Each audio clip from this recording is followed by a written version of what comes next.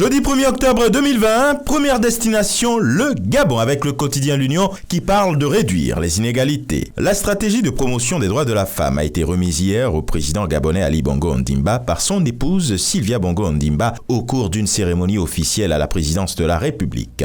Un rapport en 33 propositions, élaboré par plusieurs compétences sur la base des données réelles et qui vise à inverser la courbe des inégalités femmes-hommes dans plusieurs secteurs du pays. Et puis au Togo, Liberté évoque le profil du futur ministre de la Jeunesse.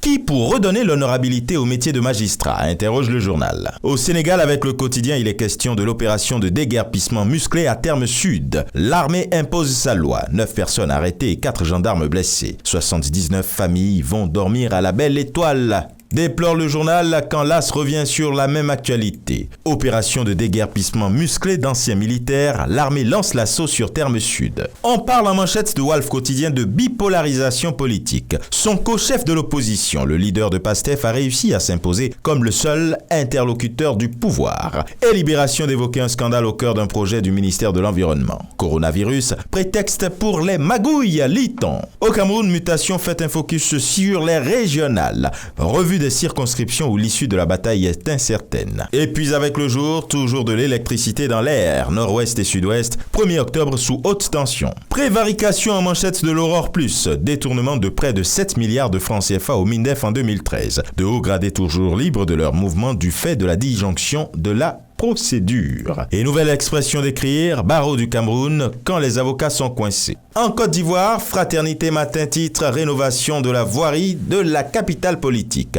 Ouattara lance la renaissance de Yamoussoukro. Et pendant ce temps, avec le jour plus, focus sur la présidentielle de 2020, une mission d'observation électorale des USA et d'Afrique du Sud à Abidjan. Et le nouveau réveil, lui, de l'armée. Face aux menaces du Premier ministre, l'opposition dénonce un génocide programmé contre elle. Dans sa livraison du jour, le nouveau courrier écrit « Le régime KO debout ». Les partenaires financiers ferment le robinet. Big Togo et consorts bavardent pour rien. Et enfin au Bénin, l'événement précis dit que concernant l'augmentation de la masse horaire au secondaire, le gouvernement déploie de fortes mesures sociales pour les aspirants. La tribune de la capitale parle de parrainage sous anonymat pour la présidentielle au Bénin, députés et maires déjà objets de démarchage. Et la Nation concernant la gestion des évacuations sanitaires révèle que près de 20 milliards d'économies ont été réalisées. Et pendant ce temps, le matinal sur la même actualité lui estime qu'il s'agit de plus de 10 milliards d'économies qui ont été réalisés en moins de 2 ans. La mafia mise à nu, dit le journal, et ce sera tout pour aujourd'hui.